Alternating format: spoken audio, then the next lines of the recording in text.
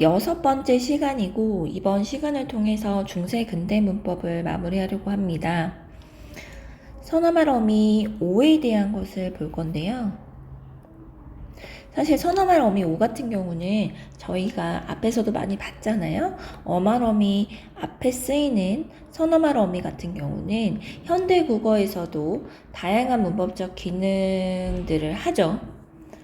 그래서 다양한 선어말 어미를 통해서 다양한 이제 문장들이 나오게 되는데요. 5 같은 경우는 저번에 말씀드렸다시피 1인칭 활용, 즉 주어가 화자 자신일 때 일단 쓰인다라는 말씀을 드렸어요.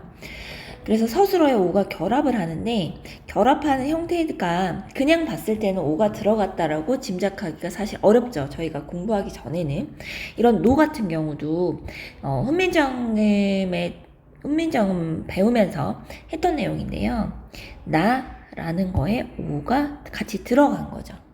이런 형태가 결합돼서 노라고 나오는 거고요. 다 같은 경우도 과거의상 더에 5가 결합해서 다라는 형태가 됐다. 과면 뭘까요? 거 만나겠다. 거에 5가 와서 과의 형태가 됐다라는 것을 보입니다. 물론 이제 이게 문제가 된다고 하면 아마 예시를 어느 정도는 줄 거예요. 그래도 항상 말씀드리지만 이제 미리 저희가 안 상태에서 문제를 지문으로 만나는 것과 또 바로 문제를 그냥 처음 그때 접하는 것과는 다르다라는 말씀들을 드렸잖아요. 뭐 이런 거. 내 이제 들으나 너 위하야 내가 니로리라 이런 경우 같은 경우는 5가 지금 잠시만요.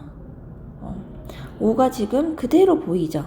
이런 경우는 5가 그대로 보이기 때문에 제가 이제 따로 표시는 안 했고요. 그래서 이렇게 5의 쓰임이 쓰인다라는 것을 보실 수 있고, 여기 이제 예문들도 이렇게 보시면은 내가 라는 말이 지금 이게 인용문이기 때문에 내가라는 말이 지금 생략되어 있지만 내가 베겠다. 이제 이런 식으로 되겠죠. 그 다음에 내가 먹겠다. 이런 부분에서는 다 5가 들어갈 수 있다. 라는 것을 보시라고 정리를 한번 했습니다. 그러니까 버효리라 이런 것도 원래는 베다, 버히다잖아요. 버히다에 5가 와서 이런 형태로 바뀌었다라는 것을 알 수가 있는 거죠. 그 다음에 대체적으로 1인칭으로 쓰이는데 2인칭 활용인 경우에도 쓰이는 경우가 있어요. 근데 이때도 마찬가지로 화자의 뭔가 의지를 강조할 때 2인칭임에도 불구하고 쓰이더라 라는 거죠. 그래서 뭐 이런 거 단정히 홀이라 뭐 이런 것도 뭐 하다에 5가 결합한 형태로 후가 된 것이겠죠. 그 다음에 세 번째로 보시면은요, 용언의 관형 사형에 결합된 5의 경우에는 그 꾸밈을 받는 명사가 목적어라는 거죠. 그러니까 여기 보시면 지금 말이 좀 복잡해서 그러는데 용언이죠. 얻다라는 것은 거기에 관형 사형, 니은의 관형 사형 어미가 붙은 형태. 여기에서 이 꾸밈을 받는 명사는 이런 약이죠. 약.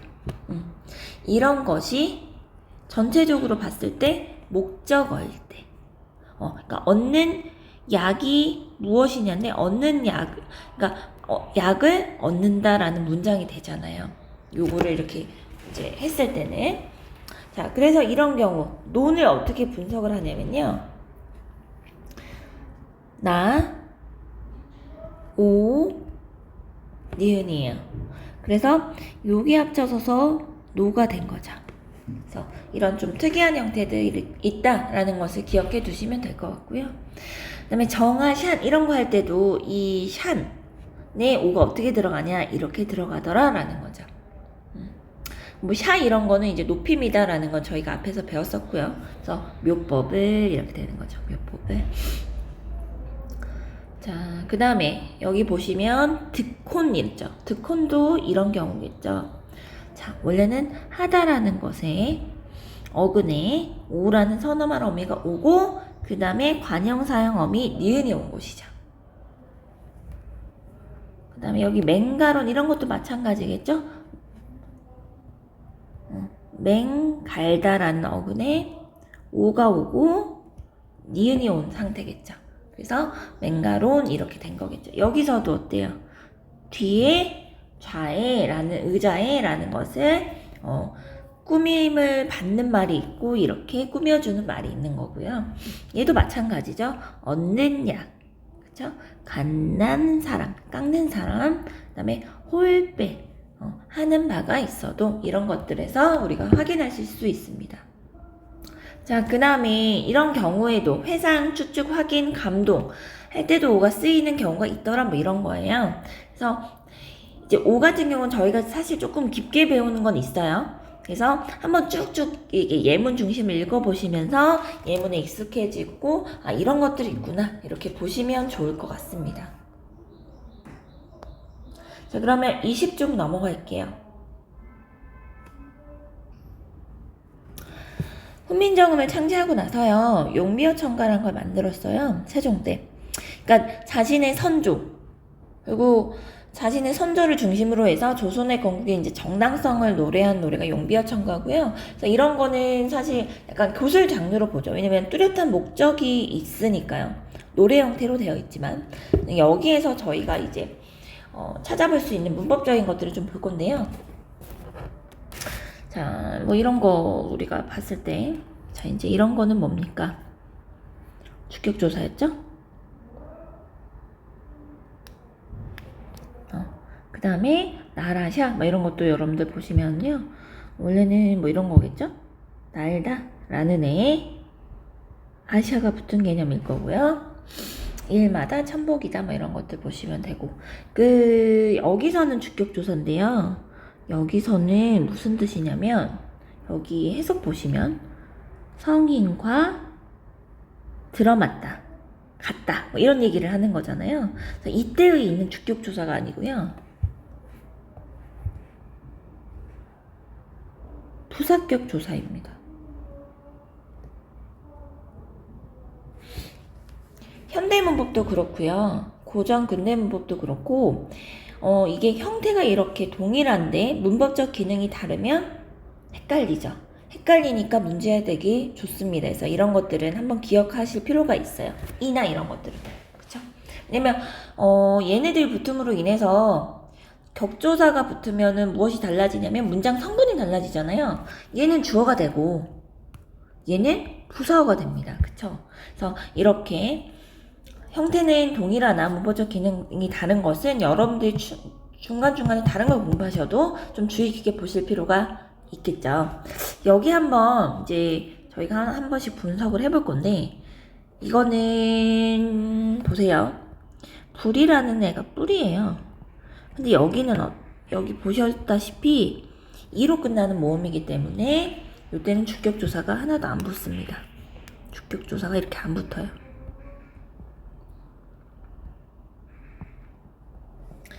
자, 그 다음에 깊은 이건 뭐 소리 되는 대로 이렇게 넘어간 거고요. 그 다음에 남간은 나무란 뜻인데요. 얘는 이제 분석하면 원래는 이렇게 됐거든요. 이렇게 이 상태에서 이제 지금 은이고요. 이거는 요렇게 이제 넘어간 형태이긴 한데 나무는 아시다시피 얘는 두 가지 형태 있다고 말씀드렸잖아요. 그래서 얘가 이렇게도 쓰이는데 다른 형태는 뭐가 있어요? 나무라는 것도 있었다. 지금의 나무가 이제 지금 현대에 와서는 나무가 됐겠죠. 이런 것들도 기억해 보실 필요가 있고 그 다음에 아니 밀세 이거는 뭐 이제 부정부사고요. 현대랑 똑같고요. 밀세 이런 거는 이제 분석하면 어떻게 될까요? 원래는 미다. 움직이다에 리을세 라는 게 온 거죠. 리을세. 그리고 이게 지금 여기서 끝나는 문장이 아니고 이 뒷문장이랑 연결해 주잖아요. 그래서 이렇게 문장과 문장을 연결해 주는 애니까 얘는 연결어인데 정확하게 보자면 바람이 안이 불어서 뒤에 보시면 꽃이 좋고 열매가 많다라는 문장이 연결되죠. 그래서 얘는 종속적 연결어이에요. 굳이 정확하게 따지자면 그렇습니다. 자, 그 다음에 고은 꽃이고요. 교코는 이거죠. 현대의 문법으로 넘어가면 이 모음이 들어가는 이 요 때문에 국유음화가 돼서 저희가 현재 지금 이 좋다라는 걸로 최종적으로 바뀐 형태고요. 그 다음에 여름 같은 경우도요. 얘는 지금 저희가 말하는 계절적인 여름이 아니고 열매잖아요. 그래서 열음이라고 해서 여는 것이라는 의미죠. 여는 것. 그 다음에 하다라는 것은 여기서의 하다는 많다. 또는 이 하다는요. 다른 데서는 크다. 뭐 이렇게도 됩니다. 그래서 저희가 쓰는 그 할아버지 있죠. 할아버지의 원래 어원을 찾으면 한 아버지예요. 그러니까 아버지보다 큰 존재라고 하면서 이게 이제 변형돼서 저희가 현재 이런 형태를 쓰는 거죠. 그래서 중세 근대 문법은 결국 우리 지금 현대 문법에 쓰고 있는 과거잖아요. 그래서 현대 문법과 찾아보면 이렇게 관련성이 많은 것들이 많습니다. 그 다음에 이런 데 보세요. 나 이런 거 많다 이런 것들 아실 수 있고요. 자, 그 다음에 그래서 뿌리가 깊은 나무는 바람에 안이 움직여서 꽃 좋고 열매가 많다. 그 다음에 샘이 깊은 물은 가뭄에 그치지 않는다 이런 얘기잖아요. 그럼 이거 볼게요. 자, 배우셨던 거 다시 한번 복습하는 개념이죠. 샘이죠. 여기서는 주격조사겠죠. 깊은 그대로 넘어가시고 물은 뭐 이런 것들은 보시면 되고 그 다음에 가말이 가뭄이고요. 이런 거죠. 그럼 얘들 이런 거는 뭐예요? 이런 거는 부사격 조사죠. 부사격 조사. 지금 현대는 이 형태보단 이렇게 쓰잖아요. 근데 이제 이런 형태도 있었다라는 거죠. 요때는 이제 그 훈민정음 만들고 얼마 되지 않아서 바로 용기영 청가를 썼기 때문에 이런 경우에는 모음 조화를 굉장히 잘 지키고 있다라고 보시면 되고요. 그다음에 아니 그친다. 그리고 이런 거는 뭐 이것도 아까 보셨던 세 이런 형태죠.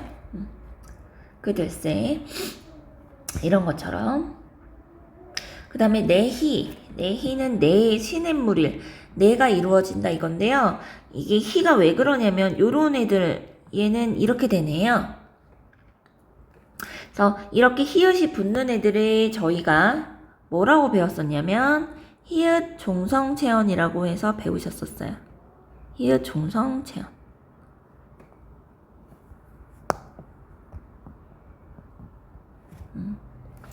그래서 연음이 돼서 내희가 되는 거고 그 다음에 여기서는 당연히 이거는 주격조사입니다. 그래서 내를 이루어서 발 아래 간다 라는 거죠. 뭐 이런 것도 원래는 이거겠죠. 발 아래 간다 라는 거죠. 그래서 대표적인 1장의 문장이고요. 이 부분 1장은 굉장히 유명해서 모의고사에도 이미 출제가 된 적이 있고 또 이제 이게 단독으로 많이 나왔기 때문에 단독으로 나오긴 어려워도 한 구절 정도는 다른 중세근대 문법이 나올 때 끼어서 나올 수 있는 부분이라서 한번 조금 자세히 봤습니다. 그 다음에 여기 보시면 이게 아무가 아니고 나무예요. 제가 보다 보니까 자꾸 오타가 보이네요. 죄송해요. 자, 그 다음에 두시연애라는 애가 있어요. 근데 여기서 보시면은 얘가 시대에 따라서 두 번 해석이 됐거든요. 그러면 그 당시에 처음 냈을 때랑 그 다음에 냈을 때랑 그 당시에 그 국어의 변천이라는 건 시간의 흐름에 따른 변화잖아요. 그 변화를 잘 살펴볼 수 있어서 많이들 인용하는 부분이어서 가지고 왔거든요. 자, 어떤 부분들이 다른지 보세요. 자, 밑줄을 제가 그어놨거든요. 특별히 이제 저희가 신경 써야 될 부분들을 자, 보시면은 여기는 이거잖아요. 일단은 눈물을 옛날에 이렇게 썼어요. 이제 나중에 이거는 여러분들 이 의가 나중에 이렇게 되잖아요. 물. 이제 이렇게 되는 거는 그 양순음일 때 물, 미음, 비읍 피읍 이런 애들이 원래는 물, 불, 풀이었는데 이제 물, 불, 풀로 바뀐 경우고요. 그다음에 눈에 물이 난다 해서 이런 것들이 저희가 아이고 여기다 쓸까요? 뭐라고 배웠었냐면 이런 게 관형격 조사죠. 그래서 현대국어에서는 관형격 조사가 하나밖에 없는데 중세 근대 문법일 때는 관형격 조사가 굉장히 다양한 형태로 나타났다라는 거 다시 한번 떠올려 보시고요. 그 다음에 얘는 이제 분석하면 어쨌든 눈물 한 다음에 을이란 말이에요. 근데 여기서는 보세요. 어떻게 바뀌었는지. 얘는 그대로 있죠. 근데 을이 아니고 랄로 바뀌었어요. 자, 그러면 차이점이 뭘까요? 일단은 리을이 한 번 더 쓰였죠. 리을이 한 번 더 쓰였으니까 얘는 거듭적기예요. 저희가 예전 배우면서 처음에는 소리 나는 대로 적었다가 지금 현재는 소리 나는 대로가 아니고 뜻 중심으로 쓰잖아요. 근데 근대 국어 이 중간에 과도기적인 것일 때 중복해서 이렇게 거듭적기가 되는 경우가 있었어요. 자, 그 다음에 또 보시면은 얘가 으로 끝나서 을이 붙은 거거든요. 얘가 으로 끝났는데 갑자기 아래야 양성모음의 목적격 조사가 붙은 거죠. 그래서 이걸 통해서 알 수 있는 것이 바로 모음조화가 지켜지지 않았다라는 것을 우리가 알 수가 있는 거죠. 얘도 모음조화는 여기서도 마찬가지예요. 여기 보시면 으로 시작하니까 우가 붙었어요. 모음이. 근데 얘는 갑자기 양성모음 오가 붙었단 말이에요. 그래서 이런 경우를 통해서도 사실 모음조화는 확인해 보실 수 있고요. 자, 그 다음에 여기 보시면 여기는 반치음이 있는데 여기는 없네요. 그쵸? 반치음이 소실되었다 라는 것도 확인해 보실 수 있고, 그 다음에 전반적으로 이 문장들을 보시면 요 앞에 점들 있죠? 이런 점들이 뭐예요? 방점이라고 해서 이 방점이 무엇이 붙냐에 따라서 저희가 소리의 높낮이가 달라졌었는데 근대 국어 와서는 전혀 표시가 안 돼 있잖아요. 그래서 이런 차이점들을 확인해 볼 수 있다라는 거였죠. 자, 그러면 하나하나 방금 보셨던 거를 정리 한번 해볼게요. 자, 표기 방식이 거듭적기의 표기 방식이 드러나더라 이거죠. 그러니까 원래는 이어적기의 형식이었는데 근대 국어 보니까 이어적기도 그대로 쓰이지만 거듭적기의 표기 방식도 보이더라. 그 다음에 모음조화가 대체로 잘 지켜졌었는데 근대 국어로 오니까 모음조화가 깨지기 시작하더라. 지켜지지 않는 경우들이 나타나더라. 그 다음에 방금 보셨던 반치음, 시옷과 지읒의 중간음인 반치음이 이제는 소실되어 표기에서 아예 쓰이지 않더라. 그 다음에 소리의 높낮이를 결정했던, 그러니까 중국의 영향을 좀 받았던 거죠. 이런 방점이 근대 국어 와서는 전혀 쓰이지 않더라라는 것들을 저희가 확인해 보실 수 있었습니다. 21쪽으로 넘어갈게요.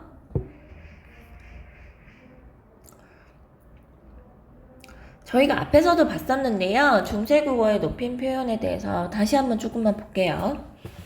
자, 1번 보시면 이게 사실 이제 현대 국어로 보면 이게 이제 깨의 형태로 이제 바뀌는 거죠. 옛날에는 이런 형태로 썼다라는 거죠. 어두자음군 형태로 썼다가 이게 현대 국어로 오면 된소리화 되는 것이죠. 그래서 1번 중세국어에도 현대국어와 형태는 다르지만 이게 깨가 붙으면 이 문장 자체가 여러분들 뭐가 돼요? 부사어가 되죠? 부사어가 되니까 이 부사어나 목적어는 이 문장에 있어서 객체죠. 객체를 높이기 위한 조사가 있었다 이거죠. 형태는 다르지만. 자, 그 다음에 2번 보시면 살부대 삽다, 원래는 삽다라는 거죠.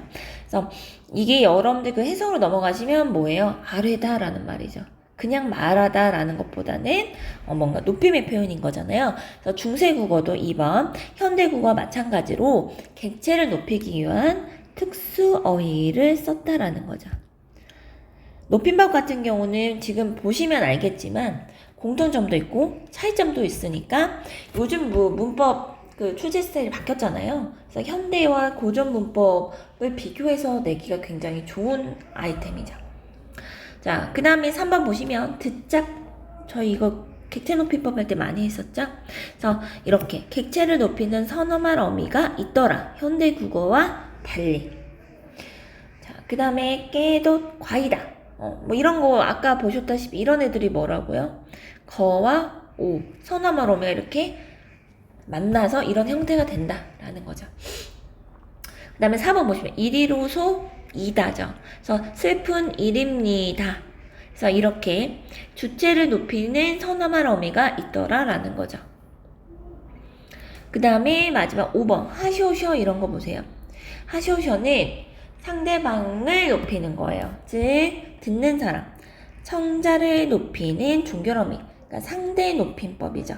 상대 높임이 존재했다라는 거고요. 주체와 객체와 달리 상대 높임 같은 경우는 무엇을 통해 높이냐면 종결어미, 어말어미, 종결어미를 통해서 나타나는 거다라는 것을 저희가 보셨었어요. 이거 기억도 올려보시고요. 왜냐면 이거는 현대국어하고도 맞닿아 있어서요. 자, 그러면 몇 가지 예시를 가지고 왔거든요. 중세랑 현대국어랑 뜻 변화나 이런 형태 변화에 대한 거 한번 볼게요. 좋다라는 것이 국외음화가 적용되기 이전의 형태잖아요. 국외음화가 적용돼서 이제 이 형태로 바뀌는 건데요. 지금 보시면 중세국어 때가 훨씬 더 의미가 폭넓다라고 보시면 될 거예요. 그래서 여기 보시면 이게 만족할 만하다 이런 거는 뭐냐면 형용사의 그 의미고요. 점점 좋아지다라는 것은 시간의 경과에 따라서 뭔가 움직임이나 변화가 있을 때는 동사잖아요. 그래서 이럴 때는 동사의 의미를 두 가지 다 가지고 있었다라는 거죠.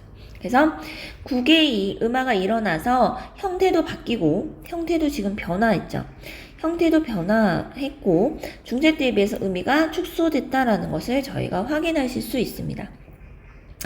그 다음에 4, 5 납다가 지금 5가 빠진 형태 4 납다가 그대로 쓰이는 건데 5가 탄력하면서 형태 바뀌었죠. 그 다음에 의미도 어때요?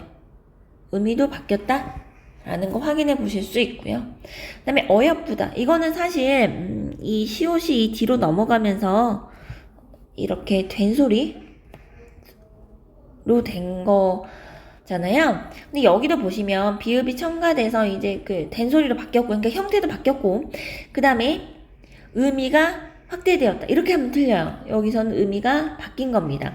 그래서 여러분도 만약에 중세국어랑 현대국어의 어휘를 비교하는 문제가 나왔을 때 축소냐, 변화냐, 확대냐 이런 것들을 잘 보시면서 판단해야 돼요. 왜냐면 또 헷갈리실 수 있어요. 변화와 확대는 다른 개념이니까요. 그래서 한번 보시라고 제가 정리를 해왔고, 그 다음에 사랑하다 같은 경우도 지금 보시면 알겠지만 옛날에는 훨씬 더 의미가 컸어요. 생각하다라든가 이런 의미도 있었는데 형태도 변하고 의미도 축소됐다라는 것을 보실 수 있고요. 그 다음에 요거요. 요게 그 용비어천가 1장에 보시면 여름이라는 애 있었잖아요.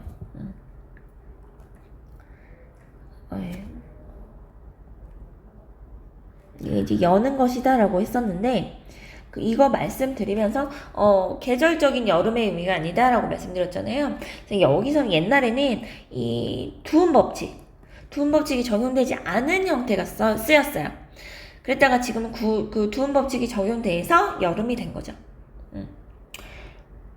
그래서 이런 형태. 왜냐면 이게 열매랑 이 여름이랑 헷갈리실 수 있잖아요. 왜냐면 형태가 비슷하니까. 특히 고전 시간으로 넘어가면 또 헷갈리실 수 있고요. 그래서 알아두셨으면 좋겠어서 정리를 했습니다.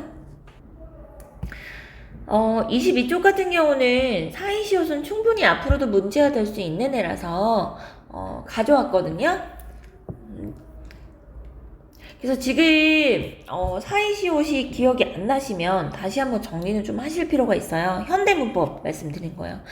이제 사이시옷이 이거잖아요. 음음 변동 현상 중에서 소리가 첨가되는 현상 중에 들어가고요. 그 사이소리 현상이라고 해서 사이소리 현상은 현대문법에서 크게 세 가지예요. 일단은 된 소리 나는 경우, 뭐 이런 거 하면 이렇게 소리가 나죠. 그 다음에 방금 나온 것처럼 이런 경우에 예시를 먼저 썼네요. 자, 니은음이 첨가되는 경우. 그래서 얘처럼 하면 발음이 이렇게 되는 거죠. 원래는 비 플러스 물인데 이렇게 된 소리나 니은음이 단다는 거, 그 니은음이 첨가되는 것처럼 보이는 거죠. 그 다음에 니은의 형태가 나올 때가 있어요.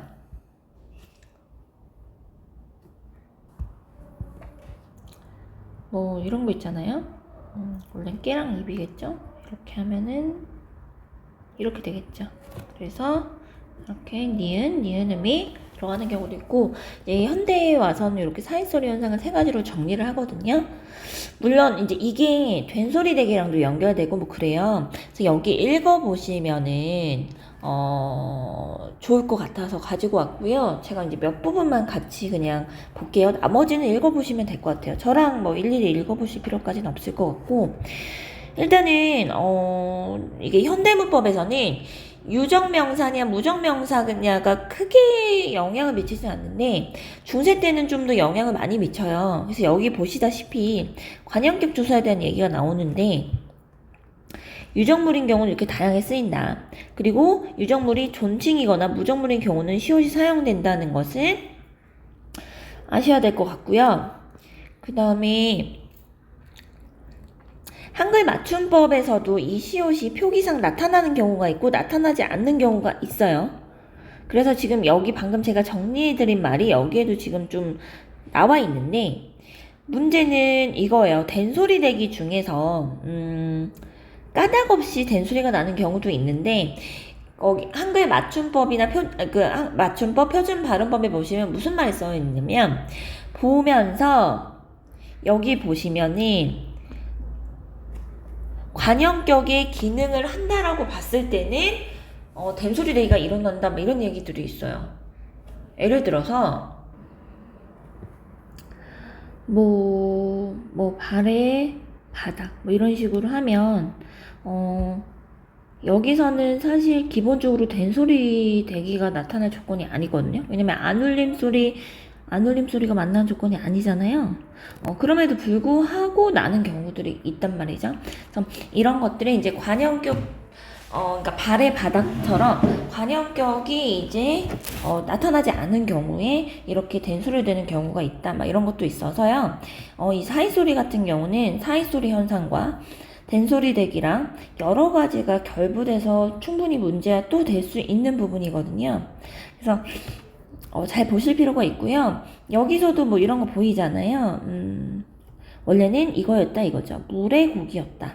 그래서 이게 현대로 와서 그냥 이렇게 보면은 된소리 대기가 나올 조건이 아님에도 불구하고 우리는 물고기라고 발음을 하더라 이거죠. 그래서 이런 부분 때문에 이유 없이 된소리가 나는 경우도 있다라는 게 실제 이제 표준 발음법 규정에도 나와 있는 거거든요. 그래서 이런 부분들을 여러분들이 찬찬히 좀 읽어보시면서 다시 한번 정리를 해보면 좋을 것 같습니다. 그 다음에 24쪽 보시면은 일단 과거 시제에 대한 얘기가 나오거든요. 그래서 뭐 어에 대한 과거 시절 얘기가 나오는데, 더에 대해서 기본적으로 1인칭 주어와 함께 쓰이지 못하지만 자신을 객관하여 관찰할 수 있는 경우에는 뭐 쓰인다라든가, 이런 것들이 이 부분에서 되게 정리가 잘 돼 있어서 읽어보시면서 좀 과거 시제에 대한 걸 좀 이해를 해보셨으면 좋겠다라고 해서 가지고 왔고요. 그 다음에 이제 좀 다른 점들, 이런 점들은 한 번 더 기억을 해보시면 좋을 것 같아요. 그러니까 현대 국어는 그런데 여기서는 인칭 제약이 없고, 그 다음에 그 선어말어미 오처럼 선어말 오랑 더랑 쓰여서 이런 다의 형태가 좀 다른 부분들, 그 다음에 뭐 리러라든가 읽어보시면 나와요. 그래서 이런 부분들 순서가 바뀌거나 현대국어와 다른 점 위주로 해서 한번 좀 읽어보시면서 문제를 푸시면 좋을 것 같아요. 그래서 이제 이 문제를 풀어보셨다고 가정하고 제가 이제 말씀을 드리면, 자, 내가 먹은 사과는 이미 먹어버린 거고, 내가 먹던 사과는 아직까지 뭔가 지속적이거나 이런 반복적인 것들이 던이 쓰이면은 나타난다라는 거고요. 그 다음에 2번 같은 경우는 다 써버렸던데요 라고 했을 때는 경험한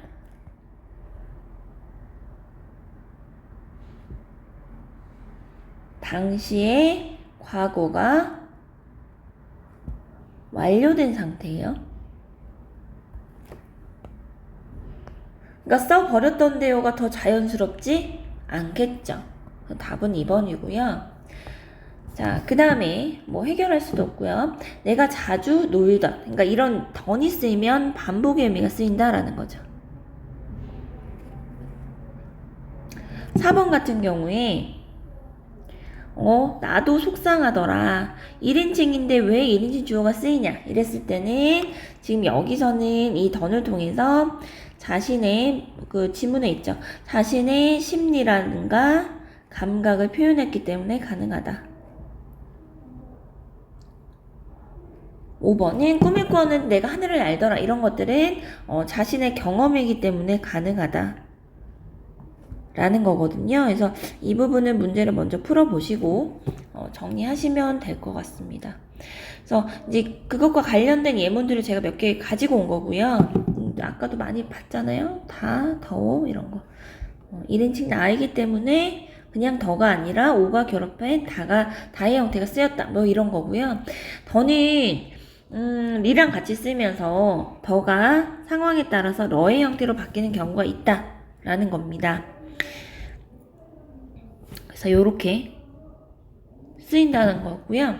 순서도 지금 반대죠. 그 다음에 더시 이런 거의 결합 순서가 현대랑 달라요. 원래는 우리는 어떻게 돼요? 더시 여기 결합 순서가 달라요. 우리는 뭐뭐 하시더니 하죠. 하시더니. 근데 여기는 어때요? 하더시니 이렇게 돼 있죠. 그래서 이런 결합 순서도 다르다라는 거고요. 이렇게 다른 차이점들은 눈여겨보시는 게 필요합니다. 자, 그러면 24쪽 볼게요.